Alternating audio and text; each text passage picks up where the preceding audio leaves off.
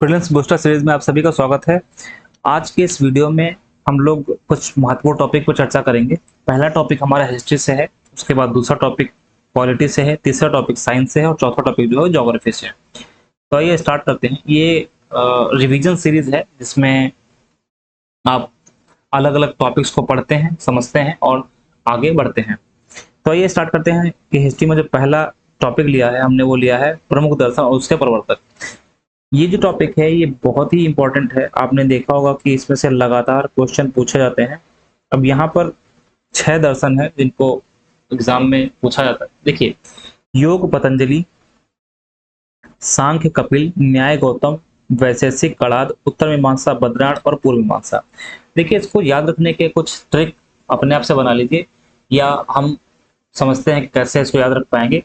देखिए, बाबा रामदेव योग करते हैं और वो पतंजलि का प्रोडक्ट भी बचते हैं, तो योग किससे हो जाएगा? पतंजलि से जुड़ा हो जाएगा।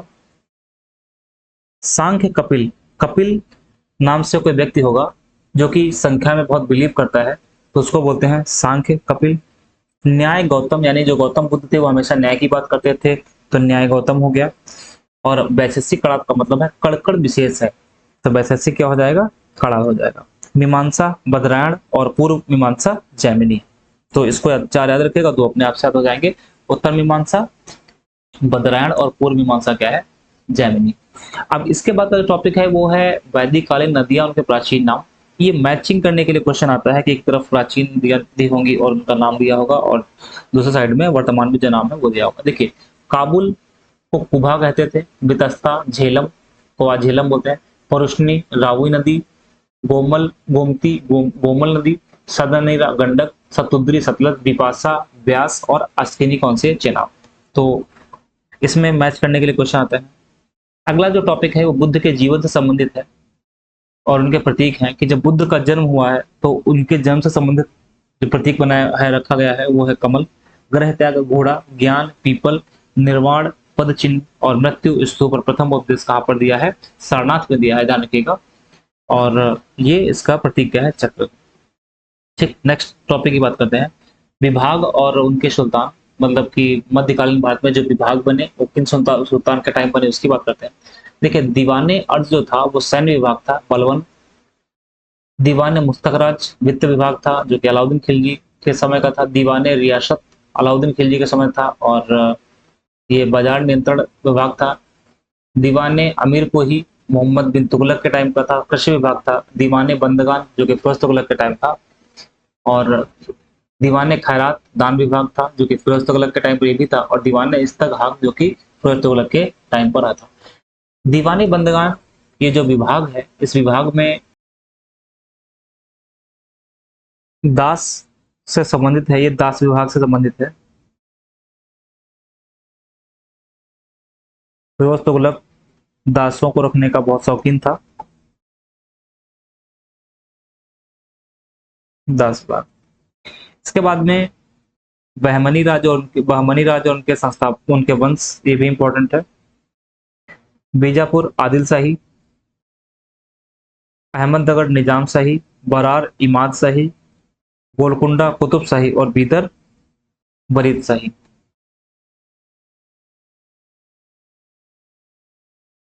ये जो बहमनी राज्य है इनसे संबंधित कुछ जो वंश हैं, इनके वंश तो हमने बता दिया। कुछ इनसे संबंधित शासक हैं, जैसे बीजापुर आदिल शाही वंश जो है उसमें यूसुफ आदिल शाह से जुड़ा हुआ कौन शासक है? यूसुफ आदिल शाह।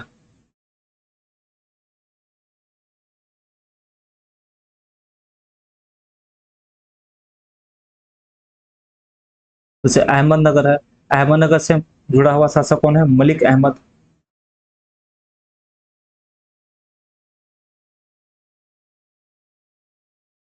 बरार इमाद शाही और फतेहुल्ला इमाद शाह।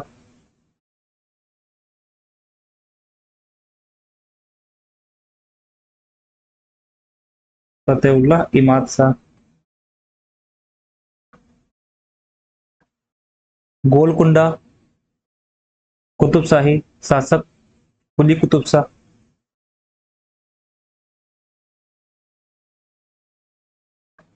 कुली कुतुब शाह। बीदर बरीद शाही वंश और शासक अमीर अली बरीद, यहाँ पर ये शासक। ठीक है। इसके बाद हम बात करते हैं कि जो महत्वपूर्ण सामाजिक सुधार अधिनियम थे उनसे शिशुबद्ध पर प्रतिबंध किसने लगाया? बेलेजली ने लगाया। बेलेजली ने लगाया। सती प्रथा पर लॉर्ड विलियम बेंटिंग ने लगाया 1829 में। दास प्रथा पर एलन बोरो 1843 में। अच्छा, इसका प्रावधान किसमें किया गया था? तो चार्टर एक्ट 1833 में किया गया था, प्रावधान किया गया था। विधवा पुनर्विवाह Canning, native marriage act Northbrook, age of consent act Lansdowne और सादा एक्ट इरविन। ठीक है। तो कुछ हिस्ट्री के टॉपिक थे। अब हम पॉलिटी की बात करते हैं। पॉलिटी के टॉपिक है, इसमें राज्यपाल से संबंधित कुछ अनुच्छेद है। अब ये काफी इंपॉर्टेंट अनुच्छेद है, इनमें से एक तो जरूर ही एग्जाम में आता है, एक तो पूछा ही जाता है इसमें। आप देखिएगा, जैसे अनुच्छेद 153 में बोला गया है कि राज्यों के राज्यपाल संबंधित होगा। अनुच्छेद 154 कि राज्य की राज्यपाल की शक्ति, राज्य की कार्यकारी शक्ति इसमें होगी, राज्यपाल में होगी। और 155 ये काफी इंपॉर्टेंट है कि राज्यपाल की नियुक्ति हेतु ये कितने समय तक रहेगा, इसकी पदावधि के बारे में 56 में बात किया गया है। इसके कार्यालय की शर्तें क्या होगी, ये 58 में बात की गई है। राज्यपाल द्वारा शपथ, ये मोस्ट इंपॉर्टेंट है, राज्यपाल द्वारा शपथ। यहाँ पर एक बात और समझ लीजिएगा कि जो शपथ होती है इसका प्रावधान कहां पर है, तो तीसरी अनुसूची में है। तीसरी अनुसूची में है। लेकिन इस अनुसूची में 3 लोगों का शपथ का प्रावधान नहीं है, राष्ट्रपति, उपराष्ट्रपति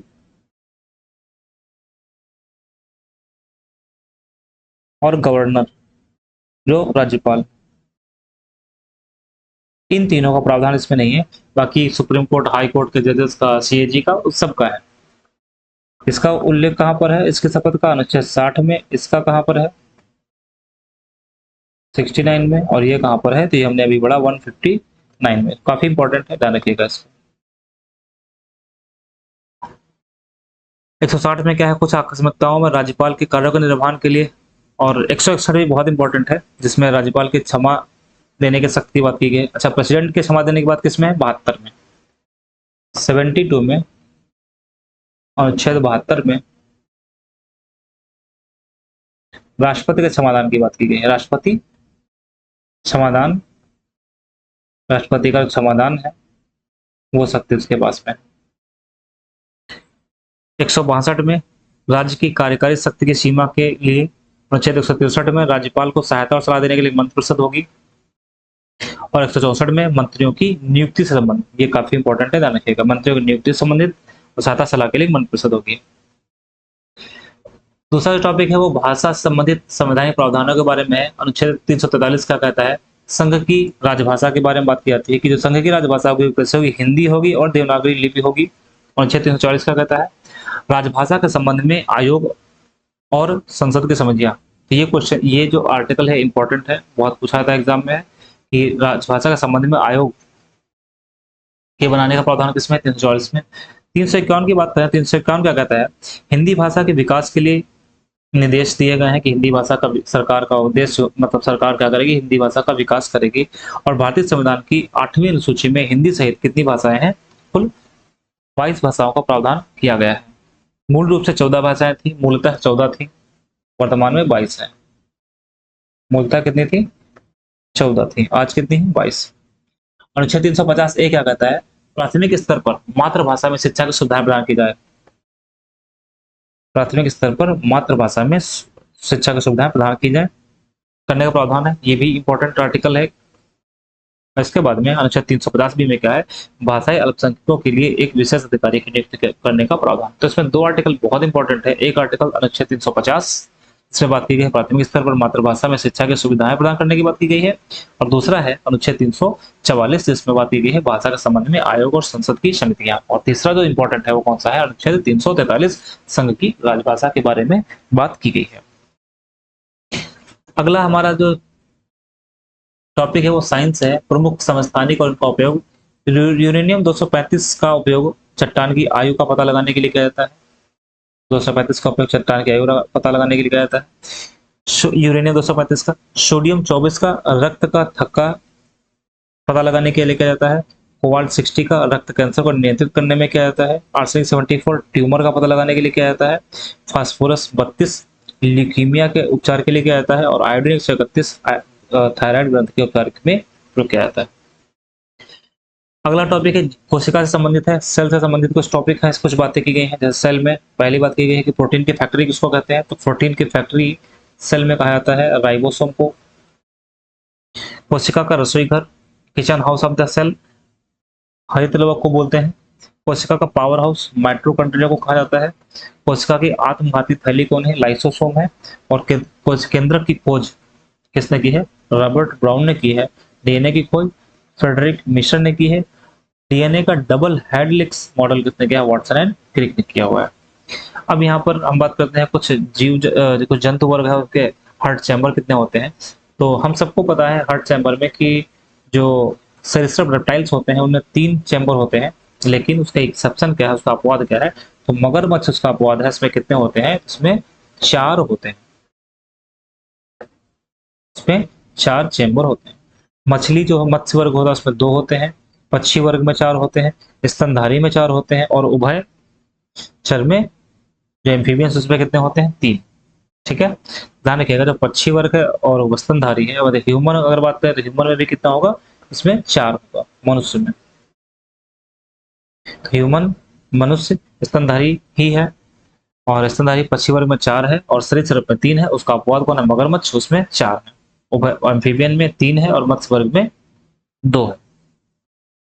अगला टॉपिक ज्योग्राफी से है। विश्व के प्रमुख मरुस्थल की बात करते हैं। देखिए दस्ते लुट दस्ते काबिर कहाँ पे, ये दोनों ईरान में है। ये दोनों कहां पर है, ईरान में।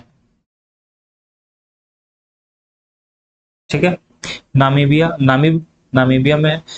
सैंडी सिम्पसन गिब्सन कहाँ पे, ऑस्ट्रेलिया में। आटाकामा कहाँ पे, चिली में। मोजावे और मोहावे कैलिफोर्निया यानी अमेरिका में। तकलामकन चीन में। सोनेरॉन एरिजोना और कैलिफोर्निया में। इसके साथ में 2-4 और देख लेते हैं, जैसे सहारा कहाँ पर मरुस्थल है, तो ये मरुस्थल अफ्रीका के उत्तरी भाग में। अफ्रीका के उत्तरी भाग में। ऐसे ही हम देख सकते हैं कि जो अफ्रीका के सदर्न पार्ट में जो मरुस्थल है कालाहारी,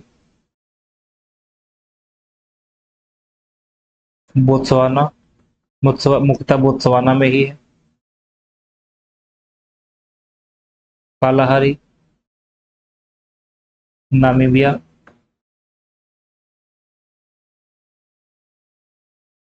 मुख्यतः वैसे फैला तो 3 में, लेकिन मुख्यतः किसमें है, तो मुख्यतः यहाँ पर है बोत्सवाना।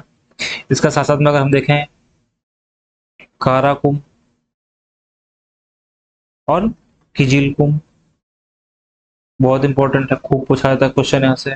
देखिए जो काराकुम है तुर्कमेनिस्तान में है काराकुम।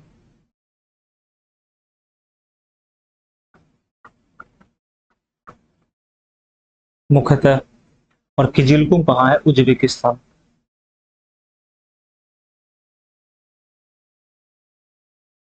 उज्बेकिस्तान।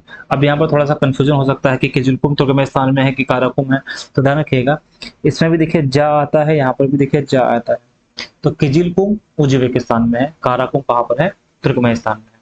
ठीक है, और इसके साथ साथ में आप देख सकते हैं कि गोबी का मरुस्थल, गोबी मरुस्थल कहाँ है, ये भी मंगोलिया में है।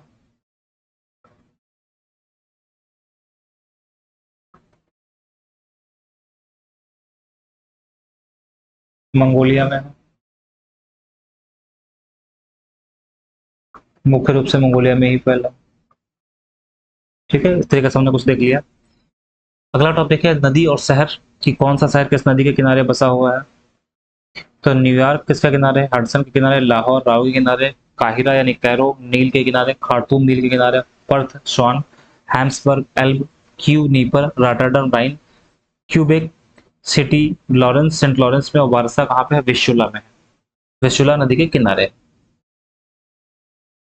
अब यहाँ पर कुछ जलप्रपात हैं। देखिए जलप्रपात काफी इंपॉर्टेंट है, जो कि एग्जाम में आप देख रहे होंगे लगातार 2-3 साल से जरूर पूछा ही जा रहा है। ठीक है, अब जलप्रपात में अगर इसमें आप देखेंगे तो पहला है हाथी जलप्रपात। जो हाथी जलप्रपात है ये मेघालय में है। इसके साथ साथ में आप देखेंगे चुलिया जलप्रपात, ये किस नदी पर है? तो चंबल नदी पर है। और कहाँ पर है? राजस्थान। राजस्थान कहाँ पर है? राजस्थान में कहाँ पर? तो कोटा।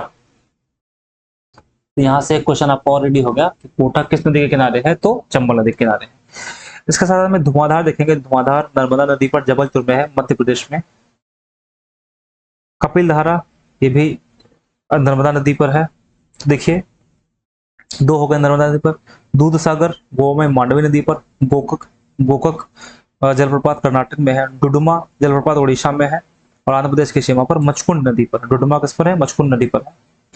इसके साथ साथ में हम दो चार और देख लेते हैं कि कौन कौन से जलप्रपात है। जैसे एक सब बहुत इंपॉर्टेंट है, इसका नाम है चित्रकूट। आपने देखा होगा पेपर में बहुत पूछा जाता है चित्रकूट।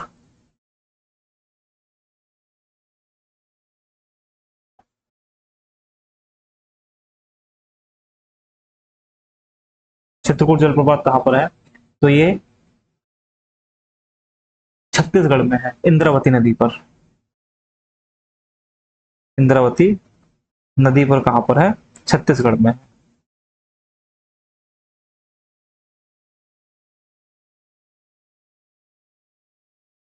छत्तीसगढ़ में।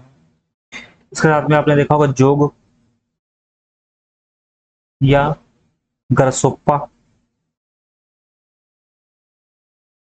और इसके साथ साथ में इसी को बोलते हैं जोगादा। यह किस नदी पर है? शरावती। कहाँ पर? कर्नाटक में। शिव समुद्रम। शिव समुद्रम कावेरी नदी पर है। और कहाँ पर है? कर्नाटक में। इसके साथ साथ में आप देखेंगे तो चुलिया हमने बता दिया। नहीं चुली, हाँ हो गया, चुलिया कहाँ है? कोटक में। कपिलधारा भी हो गया, दूधसागर भी होगा, धुआंधार भी हो गया। तो ये कुछ इंपॉर्टेंट थे जो हम लोगों ने देख लिए, जिसमें ये काफी इंपॉर्टेंट है, ये तो बहुत ही ज्यादा इंपॉर्टेंट है। चित्रकूट बहुत इंपॉर्टेंट है। तो इस तरीके से इस वीडियो में हम लोगों ने कुछ इंपॉर्टेंट टॉपिक कवर किए हैं। अगले वीडियो में हम कुछ इंपॉर्टेंट टॉपिक के साथ मिलते हैं। तब तक के लिए धन्यवाद। वीडियो देखने के लिए बहुत बहुत थैंक यू।